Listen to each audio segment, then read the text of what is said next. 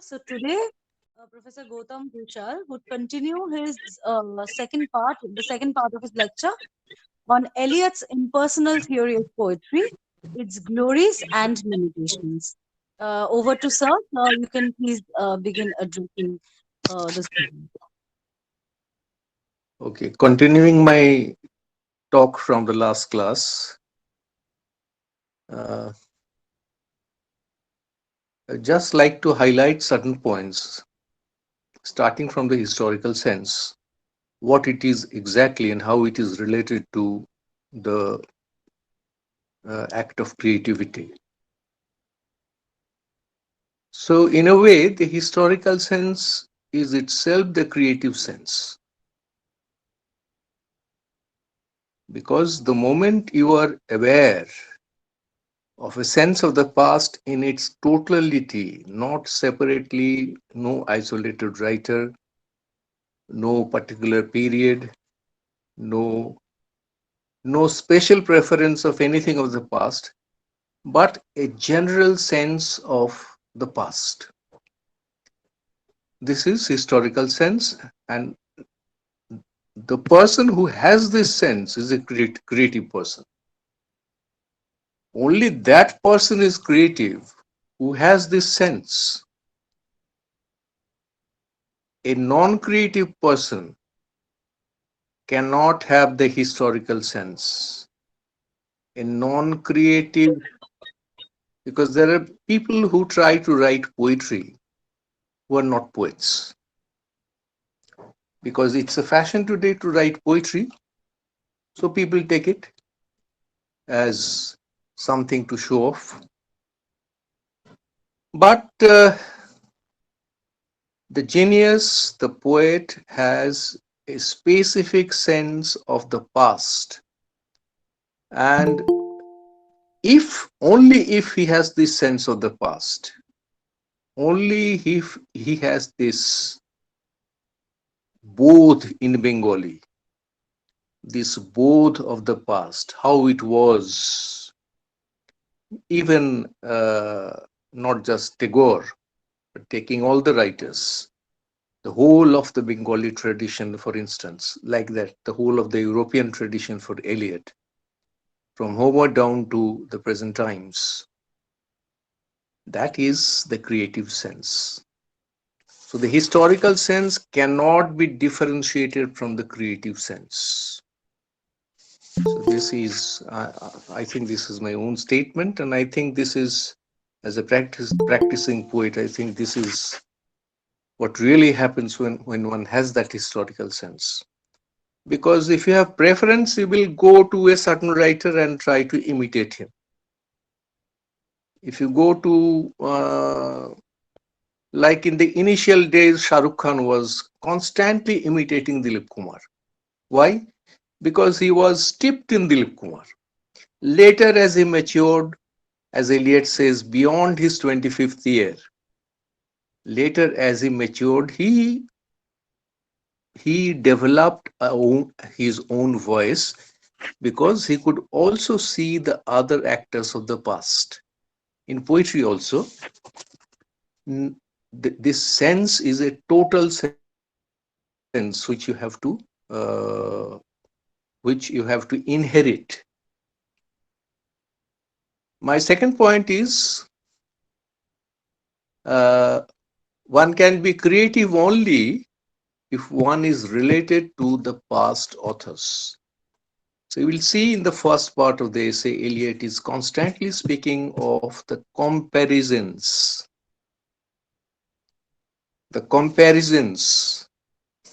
with other authors. He says he will be placed by the side of other authors.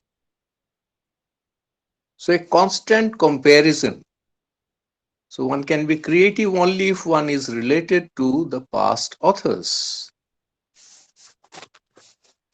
When Sotwidra says, আমার চেয়ে ঋত্বিক অনেক বেশি বাঙালি পরিচালক, it was very significant. People thought it was very brief, but it was a great praise for a contemporary. In fact, a very relevant praise and a great praise from Satyajit Ray to Ritwik Ghatak. আমার চেয়ে ঋত্বিক অনেক বেশি বাঙালি পরিচালক. What did he mean by that? Because more than Satyajit Ray, more than Satyajit Ray, Ritwik Ghatak was steeped in the Bengali tradition, in the root of the Bengali soil. He was deeply rooted in the soil of Bengal. And Satyajit was more of a Western type. He knew something of the Bengal. He knew he was also steeped in Bengali culture, but he also was a Western.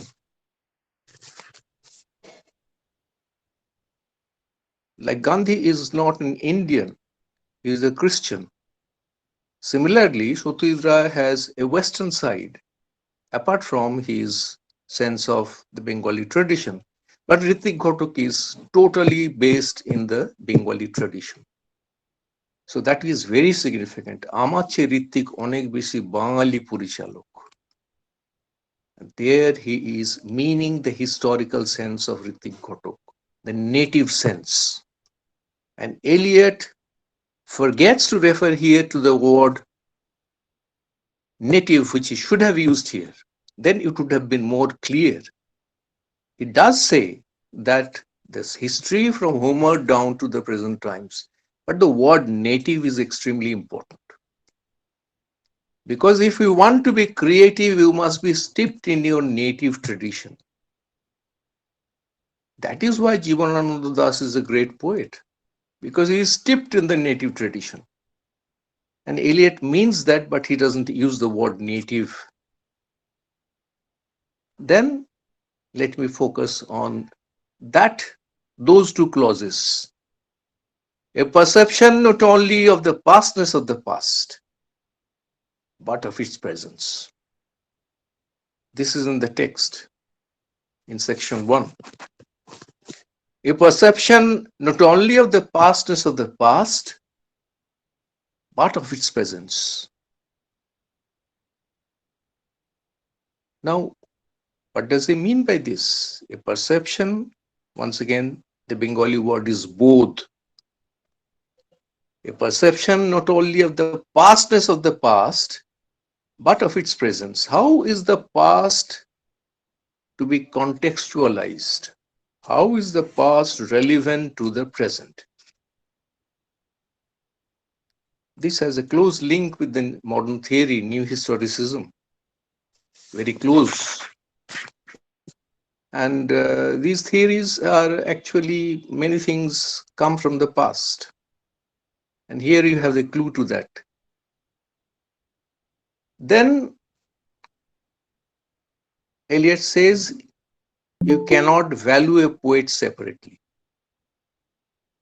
because constantly you have to place him with others, with the dead poets. That is the phrase Eliot uses. You have to compare the new poet with the dead poets, because the new poet is living with all the memory of the dead poets.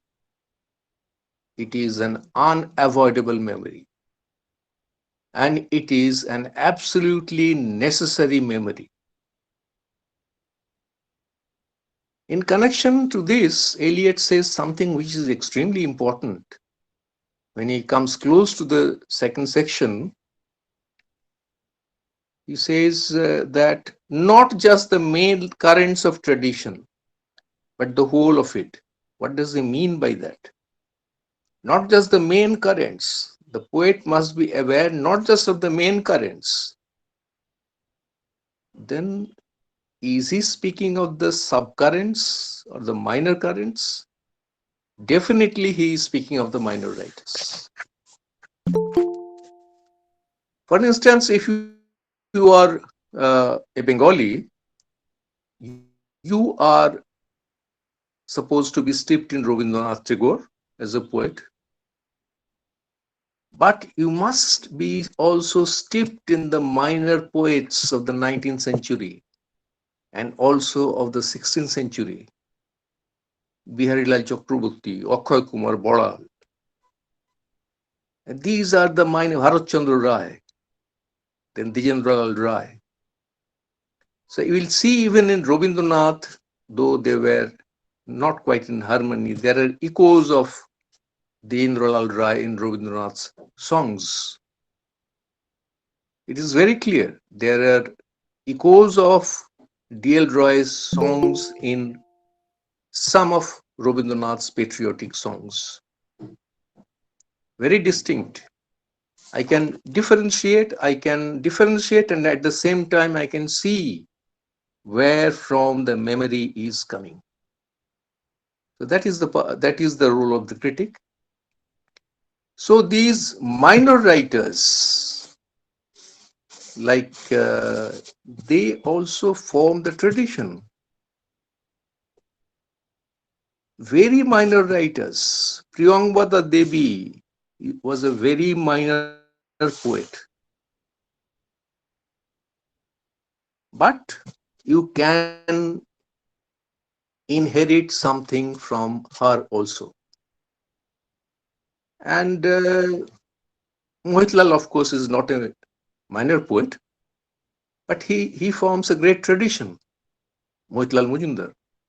So the purpose of referring to you these Bengali writers is to clarify to you about the role of both the sense of the past as a total thing, not just the sense of Rabindranath Tagore, but the whole of Bengali culture, literature, ethos, everything comes through the minor writers.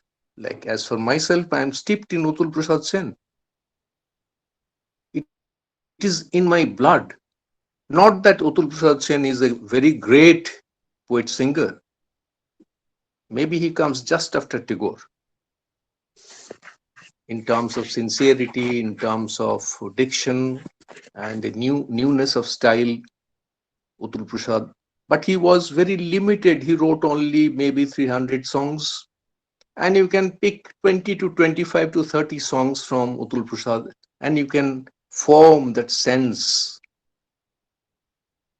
of the main currents as well as the minor currents. And my next point is at one place in the first section, Eliot says, some can absorb knowledge, the more tardy may sweat for it. This is an aphorism, but it compresses a lot of things. Some can absorb knowledge, the more tardy may sweat for it. And this is basing this aphorism, I have interpreted this that without the historical sense, you cannot be creative. I discovered this sentence by reading, by understanding, by realizing this apophthegm by T.S. Eliot in the first section, where he says, some can absorb knowledge, the more tardy may sweat for it. In Bengali, we can say it briefly, কেউ পারে কেউ পারে না, কেউ জানে কেউ জানে না. One may have read a lot of the past, and Eliot suggests that he might have memorized the whole of the museum, the library, but he cannot touch the sense, the historical sense. Eliot himself, he is such a great scholar, he has read so much, but I doubt whether he could get to the core of the Bible. He has quoted at random from the Bible throughout his life in his poetry. Even after his conversion, many people think he was a great poet after his conversion. No. Something is lacking because in theory he is okay. He's speaking the right things. Some can absorb knowledge. The more tardy may sweat for it. Even if Eliot has got a clue to certain things of the Bible, but the whole of or the core of the Bible is still inaccessible to Eliot. Even when he is quoting from the Ecclesiastes, I think Hemingway knows the Ecclesiastes better than Eliot. Hemingway lived a very bad life. Comparatively, Eliot lived a far better life than Hemingway. Far, it was purer in a sense, and Hemingway was nasty in his personal life. And yet, Hemingway absorbs the Ecclesiastes, that strange old book of the Bible, which was discarded from the main body of the Bible for long. Then later, the later editors included it in the main body of the Bible. So it's a small text in the Old Testament. I think Hemingway absorbs this much better than T.S. Eliot. Although Hemingway did not read as much, also his lifestyle was also awful. So some can absorb knowledge, the more tardy means more slow. Slow means slow to get at the historical sense. And the slower you are, the the worse poet you are. The faster you are, the better poet you are. So some can absorb knowledge. You can memorize the whole of the library. Eliot himself did. I don't say that Eliot did not or could not absorb. He did absorb a lot, but still he could not, as a poet, succeed in showing what he has absorbed, because most of his poetry come from the brain center, not from the heart center, far away from the inmost heart. So this brain clamped mentality of T.S. Eliot that blocks him, and it is the result of excessive reading. So I quote from Sri Aurobindo's letters.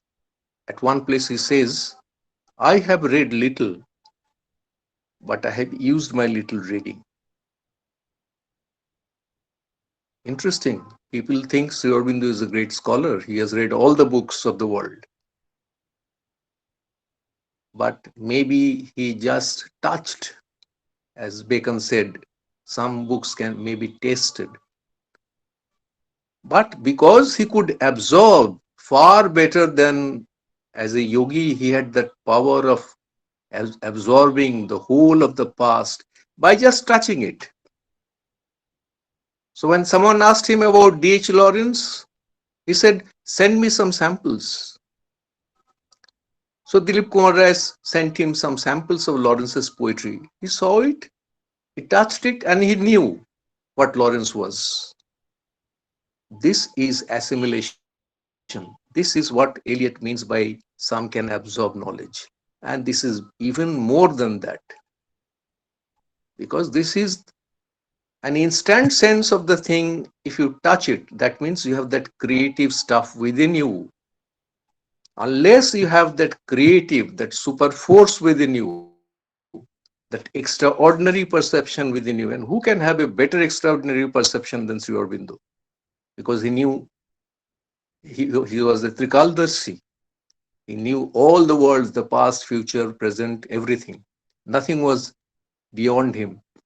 But he said, I can't tell because I have to struggle a lot to say. He didn't say that. He said, I could say only 1% of, I could say 10% of what I know.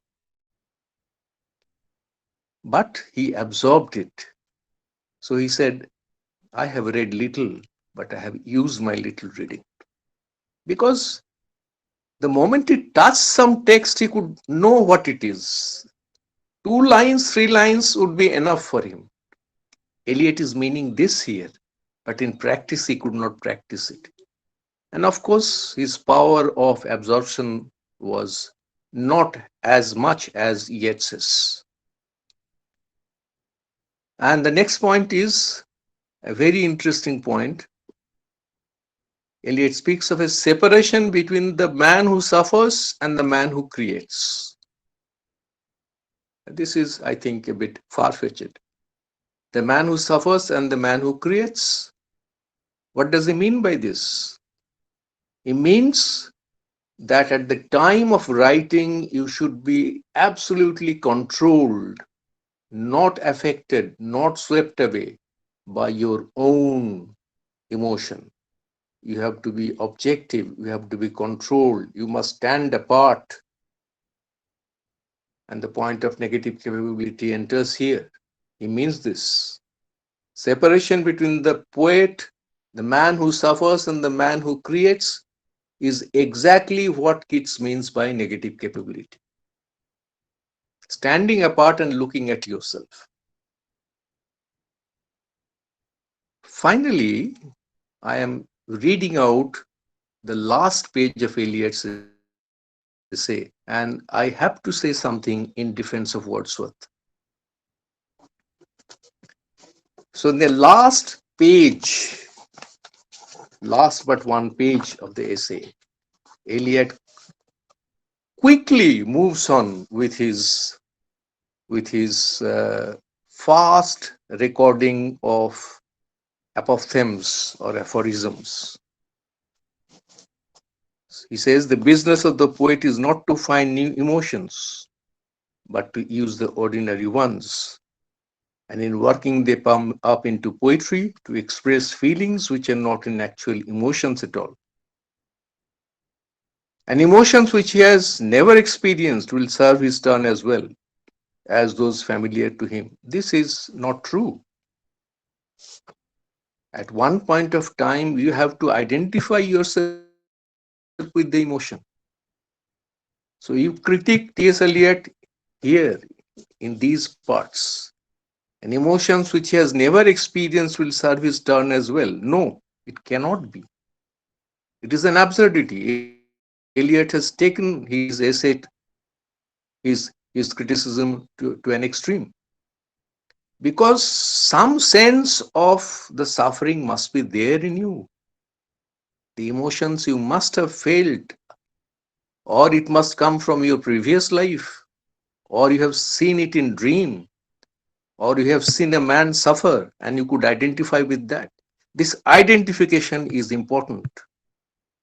Eliot is very rash here. He has lost all control in trying to be creative, in trying to say fantastic things, yet has lost all his control. So the business of the poet is not to find new emotions. This is another, as I have said, discovery. He forgets the point of discovery. And then he critiques, we must believe that emotion recollected in tranquility is an inexact formula. This is a very bold statement, deconstructing Wordsworth's theory of poetry. But I will defend Wordsworth. Let me read a little more from Eliot. For it is neither emotion nor recollection, nor without distortion of meaning, tranquility. It is a concentration and a new thing resulting from the concentration. This is the only sentence that has some meaning. It is a concentration and a new thing resulting from the concentration. This is the point of discovery. And I have located only one place in Eliot's Wasteland where he discovers this.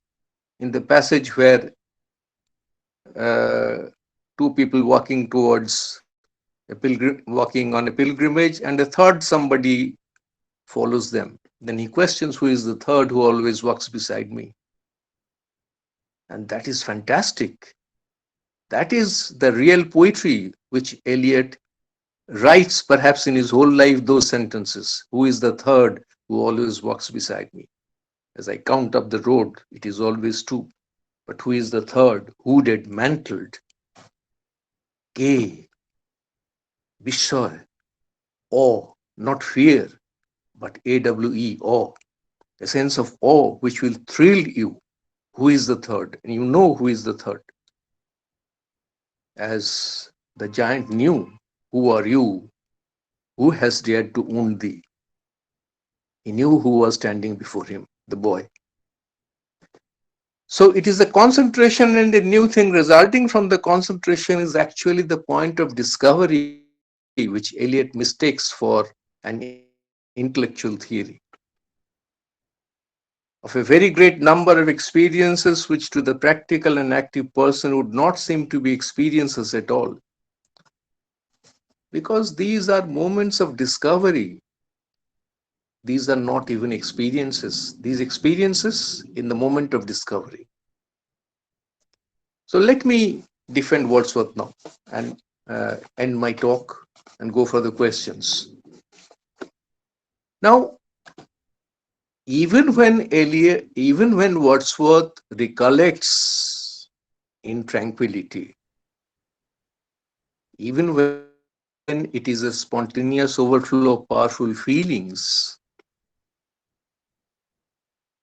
something of an objectivity is there in Wordsworth's interpretation of his emotion.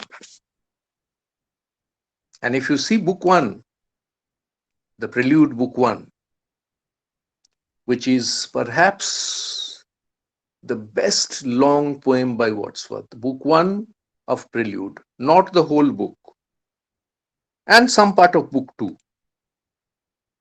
because as Sri Aurobindo has said that beyond 1810 or 1812 or 1815, Wordsworth became a teacher in verse, he became a preacher in verse, and the poetic power left him. The philosopher came to him, and the poet left him. But it is in those early years that he wrote Prelude Book 1, most probably around between 1795 and 1800, he wrote Prelude Book 1. And there you will see emotion recollected in tranquility is also a passive attending upon the event, as Eliot says in the last page of the essay. Because Wordsworth also objectivizes, he stands apart, and he looks at his emotion as it is in peace, in a tranquil moment. It is transferred from the past to the present and comes on the page. The winds come to me from the fields of sleep. Immortality Ode. When he writes this, he doesn't know what he is writing. It is totally an impersonal thing. There are many lines in the Prelude Book 1 which I don't remember, but I remember this line from the Immortality Ode because Sri Aurobindo has quoted this. The winds come to me from the fields of sleep. There is nothing, no decoration, no color, no ornamentation, but it comes like a universal voice through the personal. So the great poet always impersonalizes his subjective emotion. And the great poet like Wordsworth, he does it. So it was not a correct estimate of Wordsworth that Eliot does as he deconstructs the romantic theory. If he stands for the romantic theory, romantic voice, then Eliot misreads Wordsworth's early poetry. Because Wordsworth, the young Wordsworth, is a great poet. The later Wordsworth is a philosopher, is not a poet, as per Sri Aurobindo's criticism of Wordsworth in the future poetry. So even when emotion is recollected in tranquility, there is a kind of impersonal voice, an objectification, standing apart and looking at his discovery. Because all the sentences of Wordsworth are discovered in these early years.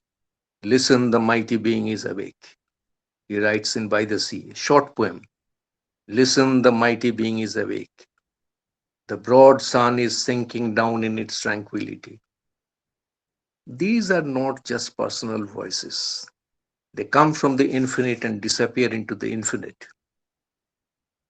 And you have no control on them even. You can just, as Eliot himself says, meaning it in a different context, a passive attending upon the event. You are passively attending upon a discovery, an emotion which is recollected in tranquility, and you are a passive watcher to that, even though you are subjectivizing.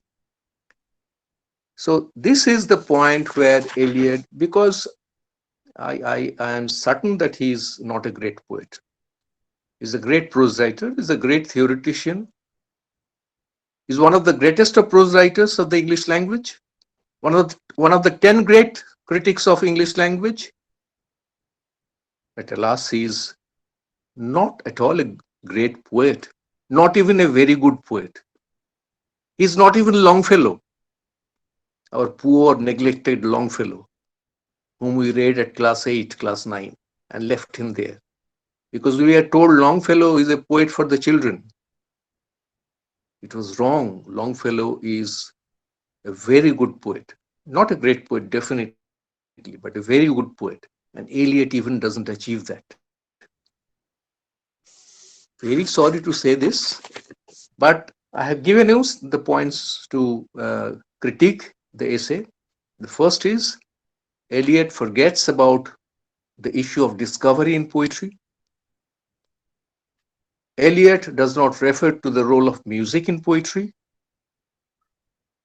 And Eliot thinks only of books as the source of historical sense. But our mixing with people, with our neighbors, with our friends, these things have gone out of his head because he was mostly in his library reading books. He was a voracious reader.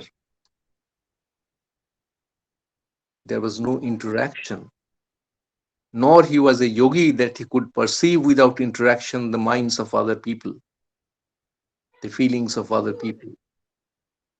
So three points of critiquing this essay. One is Eliot forgets the issue of discovery, which forms the basis of Shakespearean moments, the great Shakespearean moments, the great Shakespearean poetry. Eliot does not refer to music, which is the soul of poetry. And Eliot forgets about our associations with other people. Finally, I have critiqued today his his unfortunate words on William Wordsworth because it totally misreads Wordsworth, the early Wordsworth, the young Wordsworth, who spoke of this emotion recollected in tranquility. And his interpretation is not proper because when I am interpreting something in tranquility, it becomes a great impersonal voice, like the winds come to me from the fields of sleep. No me is here important, but the voice is important. The winds come to me from the fields of sleep. And then in the Reaper, it takes away to the faraway lands of the Hebrides, far away in the lands of Hebrides. There also there is a suggestion of the infinite. And Eliot, when he speaks of poetry, when he tries to assert a new theory of poetry, he forgets that poetry is always a suggestion of the infinite in its best moments.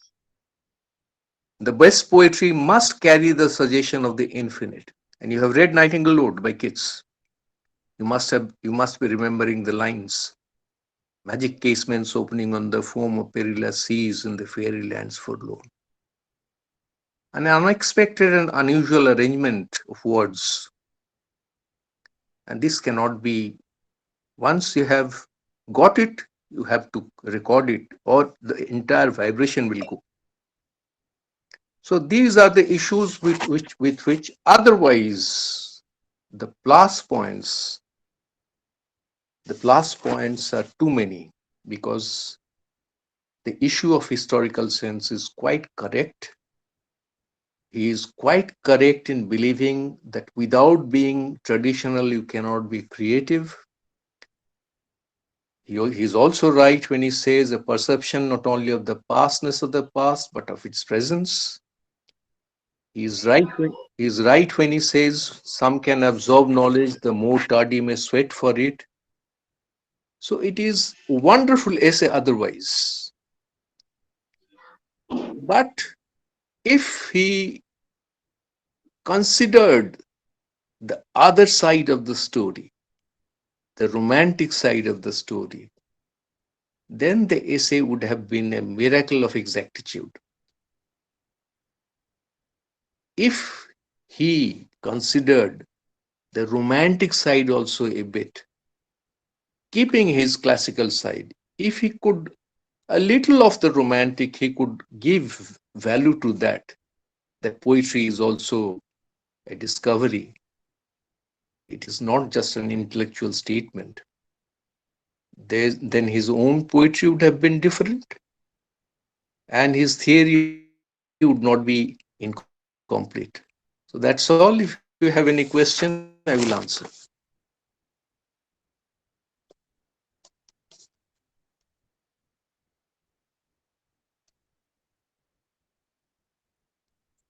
Students, now you can ask Professor Ghoshal any questions that you might have had. Sir, I will pose one question of mine, and that is while you were talking about Eliot's intellectualism and how he writes more from the head and not from the heart, I'm also reminded of the same sort of intellectual pedantism that the Romantics had.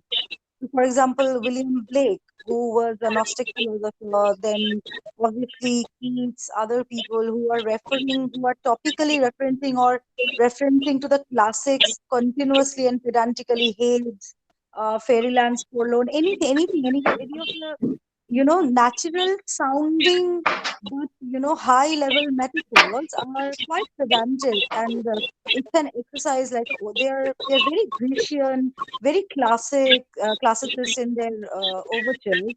And I want to ask you what the difference is, because this kind of classical romanticism actually went a long way to give a flavor to English poetry, which was quite elitist. And normal people would read a poem like that, they would not get a single reference to Homer or Iliad or Odyssey or Helen or anything like that. Normal people would not understand this pedanticism or this intellectualism. So, how is this intellectualism any less of a problem than the kind of intellectualism or pedantism that Eliot had? Because romantics were also great readers, and they read and they read and they absorbed all this Greco-Roman literature, and it poured out forth in their, blushful Hippocrene, etc. Feats. It absolutely poured forth, and they were also, there were some excessive problems due to the kind of Orientalist attitude that some of them had, including Samuel Taylor Coleridge, whose writing of Zanado and Kubla Khan, it's excessively Orientalist and exoticizing the East. So, how is this kind of intellectualism and pedantism any different or any less problematic than what Eliot had? So the romantics could forget their reading. They forget and they discovered. But when Eliot was writing, if you remember Murder in the Cathedral, it's a beautiful play otherwise, but it is loaded with quotations from Matthew, from Luke, from John, and it is loaded with references. And this is what uh, Ritik Ghotok did not like. He said, এমন একটি ভাষা হবে যেটি রেফারেন্সে ভারাক্রান্ত হবে না, যেটি মনে পুড়িয়ে দেবে. This is the typical elusive style. Eliot speaks of that, but while practicing, he forgets. But you think of Keats, he read so much, but when the references came, they came spontaneously along with his discovery. He was not quoting. But in Eliot, you will see this, that in trying to be elusive, in trying to be mythical. And also, this it was not from the brain. El- Coleridge wrote mostly from a supernormal experiences. Maybe he was enthused by opium, but the stuff he recorded was all from the supernormal experiences. Eliot does not allow these things. That is why, even when in the four quartets, his fans would always ask me to read four quartets once more. Only yesterday I could find some lines in Ash Wednesday where Eliot is trying to discover, and that those famous lines in the Wasteland. But he does not, perhaps he doesn't know what he has done. He has totally reversed his theory of poetry in those lines, because when Longinus spoke of the sublime, he stressed on the questions. He said questions contribute to the sublime. In Keats's Gratianan, you will see these questions from the first stanza to the second stanza. Who are those that walking? Who are those? This question, and Longinus said question contributes to the sublime. And Eliot blocks this, and they become only in trying to be. It becomes a mechanical manufacture. But despite the great readings of the Romantics, they stressed on the part of discover, on the point of discovery and reading.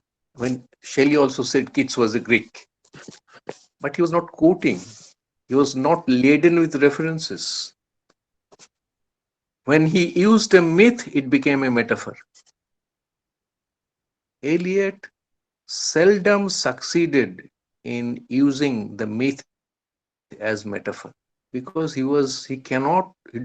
doesn't know how to discover things.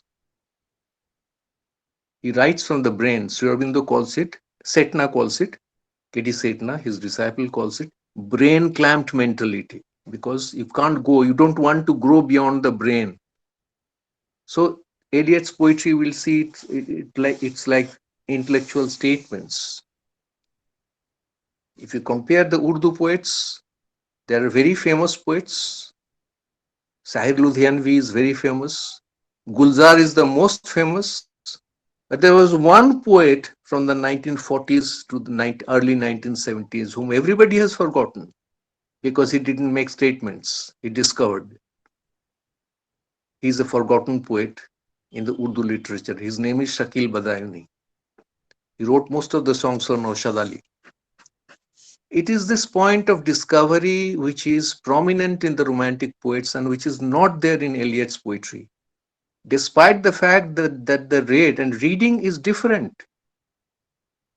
Reading is different. Hemingway, I have said in the last class that Hemingway borrowed 1088 books from his school. But there is not an impression of any scholarship in his writing. He quotes from Marvel and he said, who said this? Shakespeare. So the point of forgetfulness is important in poetry. If you can't forget your reading, if you can't forget bookish reading, you can't discover. You can't write magic casements opening on the foam of perilous seas and the fairy lands forlorn. Impossible for Eliot. He has never written a line like this, and Keats could do that frequently. Not this. This is the supreme, perhaps the greatest lines of Keats. And then in Ode to Psyche, ah, a bright torch and a casement ope at night to let the warm love in. Now, this is impossible for Eliot to do. Ah, a bright torch and a casement ope at night to let the warm love in. And he had a clue to the ideal beauty, though he started from the senses. So this is where Eliot is. It's a beautiful essay, otherwise, an excellent essay. It's a seminal essay. But people, and that is why the guidebooks do not give us any critique of this, because they give us the summary. But as I read the piece, because I have been I have been teaching this for many years, I noticed what is lacking. And even when he deconstructs Wordsworth, I thought Wordsworth was different. I thought Wordsworth was exactly doing what he wanted him to do. Because in recollecting tranquility, recollecting his emotions in tranquility, even Wordsworth became impersonal. Because it's not the voice, it's not the personal voice, but something which comes from within, of which he doesn't know much. Except for the greatest of yogis, one doesn't know from where these things come. So they couldn't characterize. One word is too often profaned, a short poem by Shelley. Now, when he says, I can't give what men call love, but wilt thou accept not the worship the heart lifts above and heavens reject not? Now, this cannot be expected from Eliot. He will call it trash. But when Shelley says this, and heavens reject not, that is the key line of the poem. It's a 14 line poem, maybe, or 12 liner. And that is the key. And heavens reject not. Why can't heaven reject not? Because heaven cannot reject heaven.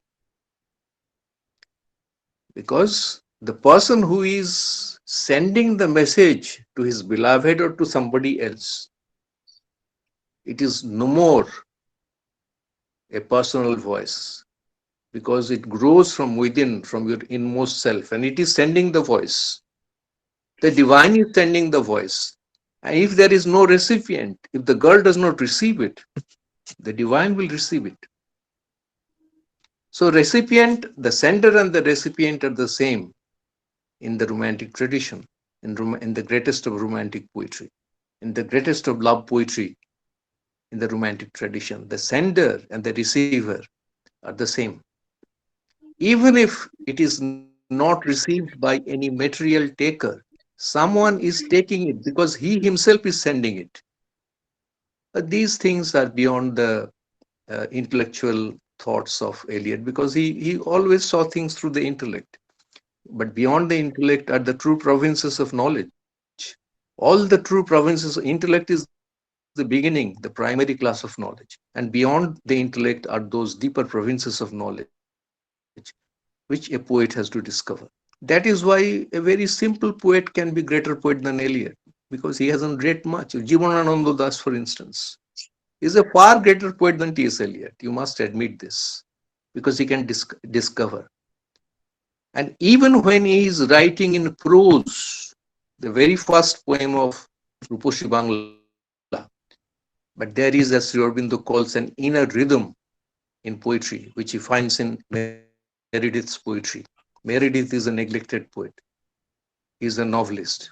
As Sri Aurobindo said, he is one of the leading poets of tomorrow. And when Jibanananda Das writes, সেই দিন এই মাঠ স্তব্ধ হবে না কোন জানি, এই নদী নক্ষত্রের তলে সেদিনও দেখিবে স্বপ্ন, সোনার স্বপ্নের স্বাদ কবে আর ঝরে, আমি চলে যাব বললে চালতা ফুল কি আর ভিজিবে না শিশিরের চলে. And this poetry is not the poetry of reading. This is a poetry of perception. This is a poetry of realization. And অন্ধকারে জেগে উঠে দেখি ছাতার মতন বড় পাতাটির নিচে বসে আছে ভোরের দোয়েল পাখি. An absolute mystery and poetical process, as Sri Aurobindo says in a beautiful aphorism. The poet is a magician who hardly knows the secret of his own spell. The poet is a magician who hardly knows the secret of his own spell. And Eliot is trying to explain that spell. It is impossible to do that in terms of intellect.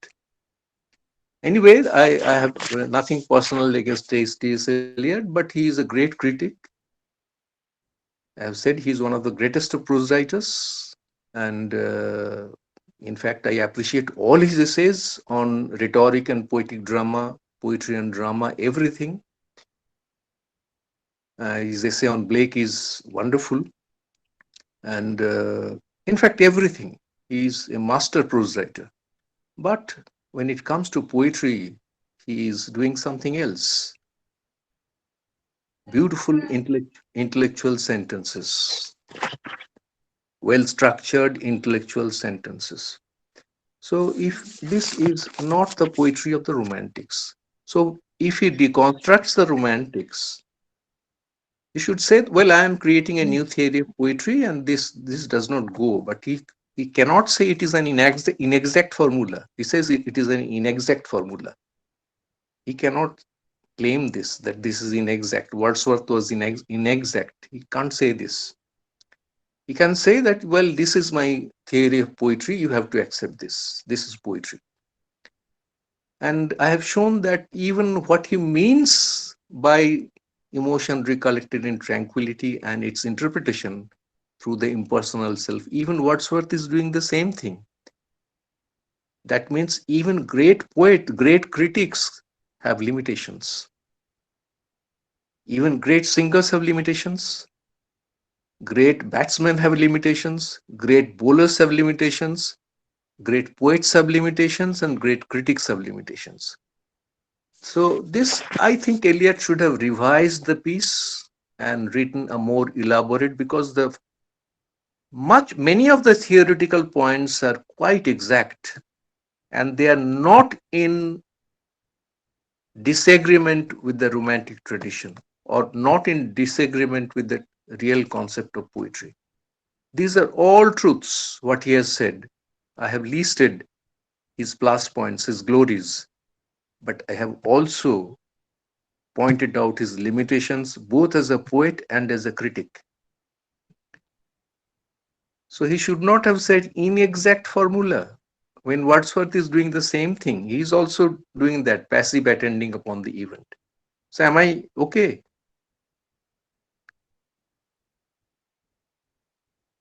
Or I offended you? So there So is if So no you kind offense. I have a lot of unanswered questions though, but I suppose this is not the right time for the discussion at all. Because our students, I'm sure, do have a couple of questions for you. I invite everybody to ask your questions. Please carry on. As I told you yesterday, there is a problem with my in-house messaging, in-call messages.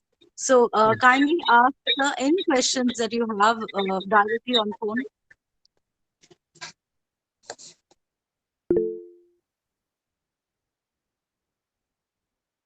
yes, creativity means he is meaning the creativity of a poet. The poet as a creative person. So if the poet is a creative person, he has to be aware of the historical sense in the right sense, not by memorizing history, but getting at the core of history. Like when a filmmaker makes a film on Akbar, he does not give all the details, but he takes the essence of Akbar, certain point, certain sense. This was the character like. So, this historical sense, both, and it comes from the total sense of the past. Then you can be creative. Without the historical sense, you cannot create, according to Eliot, because I have said the element of discovery is there. According to Eliot, without the historical sense, you cannot be a creative writer. Next question.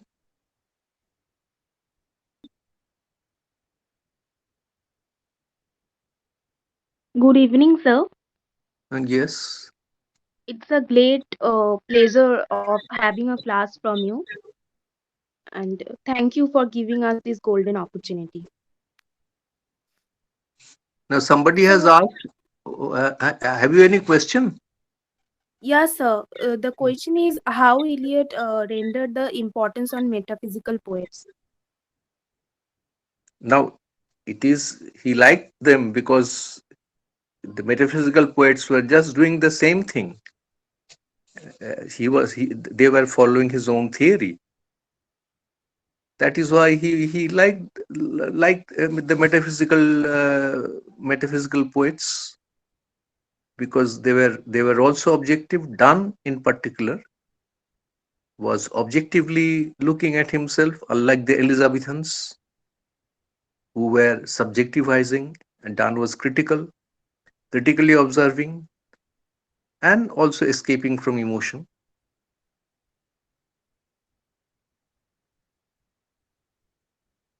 New poet is the dead poet.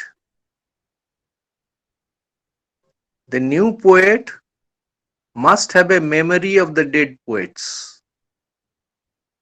The dead poets are to be absorbed by the new poet.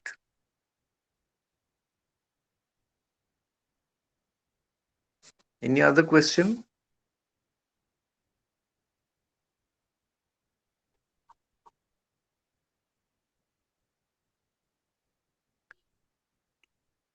And Sir, you will notice that Eliot is not quite enthusiastic about Henry Vaughan because Henry Vaughan belongs to the mystic tradition proper. So Henry Vaughan is outside the frame of Eliot's reference. Others are others fall within his theory. Yes, the question. sir, with your kind permission, I'd like to raise a question. Yes, sure. Oh, my question is whether Eliot was guided by Plato or Aristotle. In terms of Plato, poets should be debarred from his world as because they are the thrice apart from the reality. But Aristotle seized a fight against Plato by saying that poets reshape, remodel, and restructure. Rather, they reorient. So, in terms of romantic poetry, like Wordsworth's "The music in my heart I bore, long after his heart no more, in solitary repair," in it we find a restructuring. That whenever the poet is physically unable to hear to listen to the Reaper's song, he imbibed the essence of Reaper's song in his heart for his perennial peace and bliss. Is it not reorientation? Now see, we are familiar with one famous statement by Plato from the Republic. The poet should be banished from the Republic. But the basis of Plato's theory of poetry comes in a small dialogue called Ion. And in Ion, Plato stresses on the value of poetry when it is sung, and he calls it divine enthusiasmos, which is exactly mantra of the Upanishads. So it is not true that Plato was against poetry. But while preparing his theory of poetry, Eliot is basing his theory more on Aristotle because poetry becomes a structure of intellectual thought. It is disciplined, it is well structured, but Plato is basically known as a theoretician of poetry. Plato gives his key message in the smallest of his dialogues called Ion, where he uses the phrase divine enthusiasmos. The poet utters the divine enthusiasmos. So it is, Eliot is more Aristotelian than Platonic. Okay, thank you.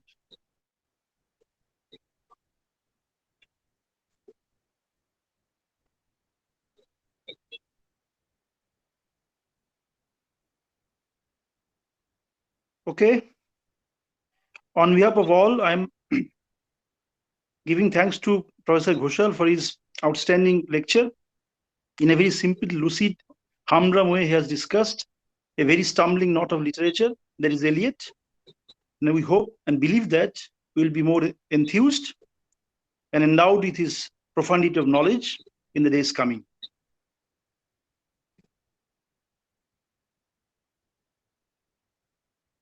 So thank you very Thank you. much. Thank you. Good night. Thank you. Thank you, Good sir. night. Good night. Good night, teachers and students. Colleagues and students, good night.